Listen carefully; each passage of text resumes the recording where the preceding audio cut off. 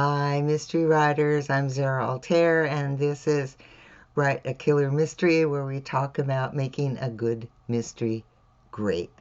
And today I want to talk about how to keep your mystery villain a secret to surprise your reader at the end, because it's one of the biggest challenges for beginning mystery writers.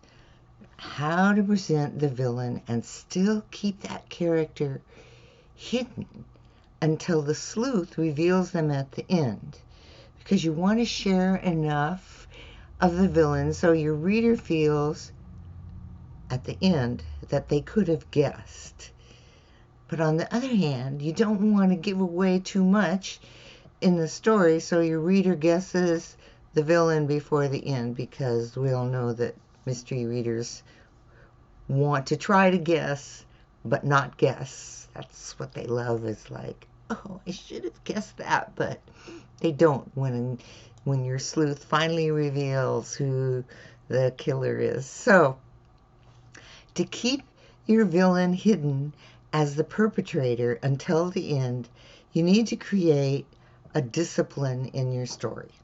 And the bits you share about your villain are like any other clues, and I'll talk about a little bit more about that in a minute. So first, back to the beginning, focus on the villain. And to maintain control over where and how you add the information about your villain in your story, first, you need to know your villain really well. A rich character background allows you to pull out the various pieces of information and plant them in your story when you need them, when an opportunity arises. And the more you know about your villain, the easier it is to plant those little clues about the villain. So think of your character background as data collection, as it were. And then you're going to pull out those little pieces and drip the information throughout your story. So it's not one big huge chunk, it's like little pieces that appear in your story, and you use those bits of data the same way you add other clues to your mystery. But of course, you really want to keep your villain a secret until the end. So throughout most of your mystery, the villain is one of several suspects, and when you create a rich background, you'll give yourself a variety of puzzle pieces to drop into your story. So go beyond the villain as a character role and give her a background with relationships and physical fallibility and emotional weaknesses, all of the stuff you do to build a rich character, and give them a personal life not related to the victim, and secrets they want to keep hidden, and lies they tell to preserve those secrets, and then importantly, the life they have related to the victim. You want to know all those things as the story creator. So in your background, focus on the relationship between the villain and the victim, because their relationship is the basis for the murder and the sleuth's involvement. But then think of ways the two connected, and then the ways things went wrong, and finally the one incident or something that happened that tipped the villain to murder. And once you have all that in place in your villain's character background, it's a lot easier to hide the clues, I guess you could say. And it's like drip that information about the villain into your story without giving away the secret. So armed with your deep character development, you're ready to drip those clues into your mystery. And let's look at some of the ways you can do this. These are tried and true ways to deliver those clues without revealing the the end without revealing who the real villain is until you get to the end.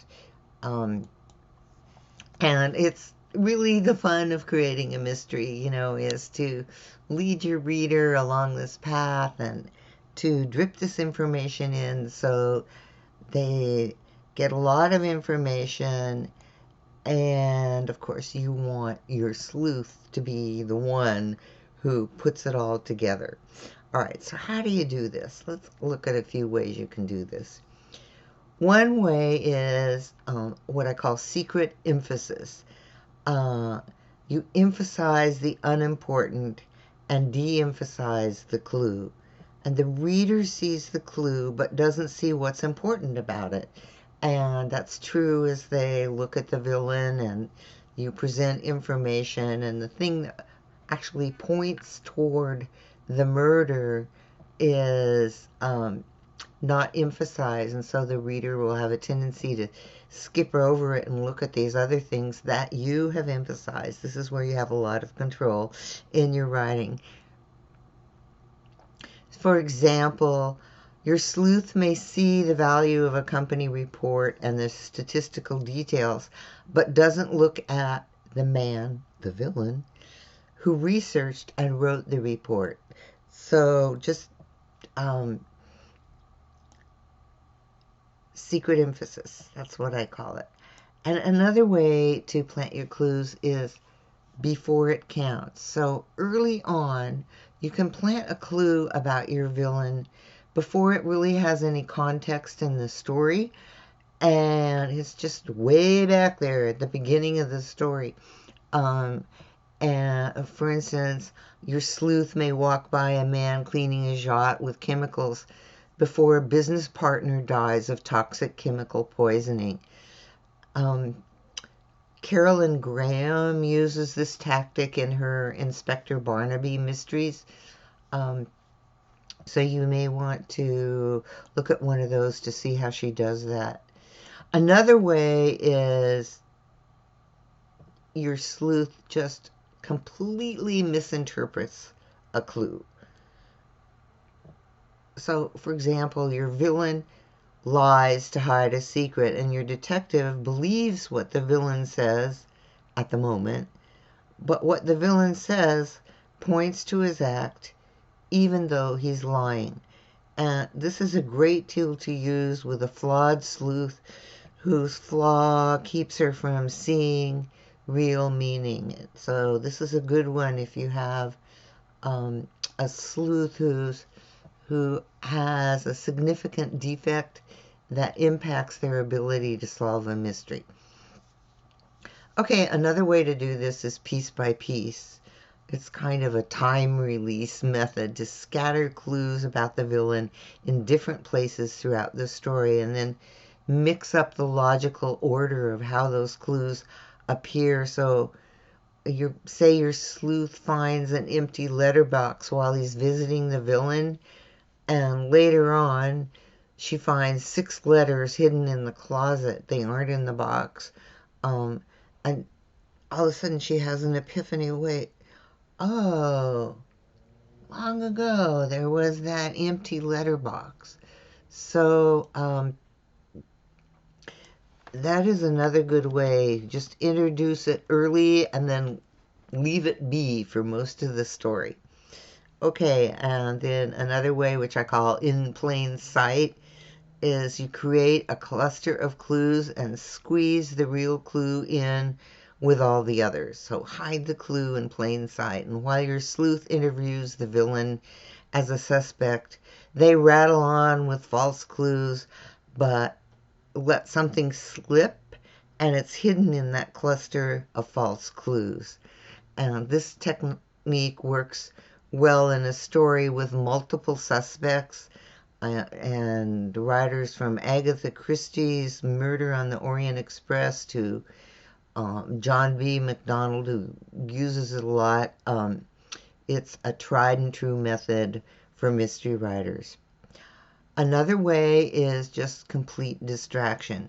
So you draw your reader's attention away from the villain, and the sleuth and the reader follow a false trail.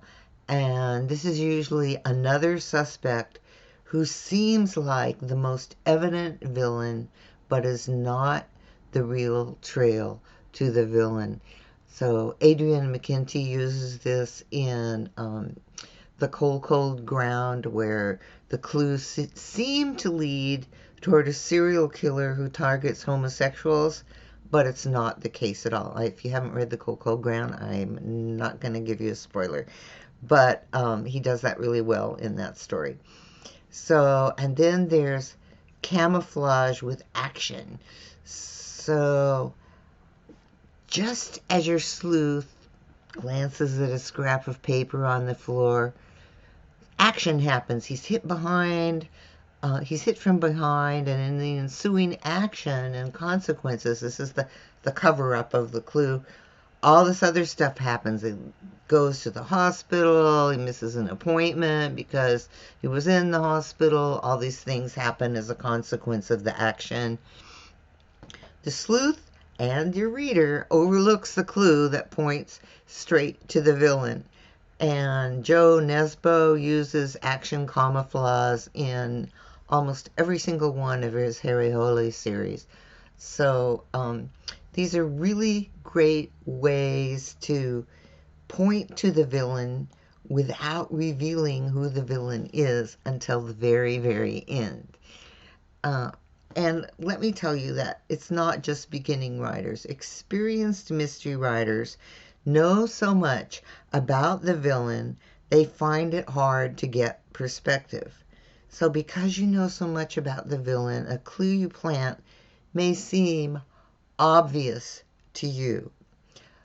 And I think one of the best ways to do this is when you put your manuscript away for a couple of weeks or whatever it is, before you go into your revision editing process and you read your manuscript with fresh eyes, you're going to see that those clues that you thought were like blinking neon lights are really well hidden in your story. So just have faith that these techniques work. So practice using the techniques to reveal your villain without giving away the secret, and let your sleuth use their skills to put it all together. Okay, thank you. I hope this helps. And please subscribe and click that little reminder bell so you won't miss an episode of Write a Killer Mystery. And thanks so much for watching. And I will see you next time on Write a Killer Mystery. In the meantime, write a killer mystery.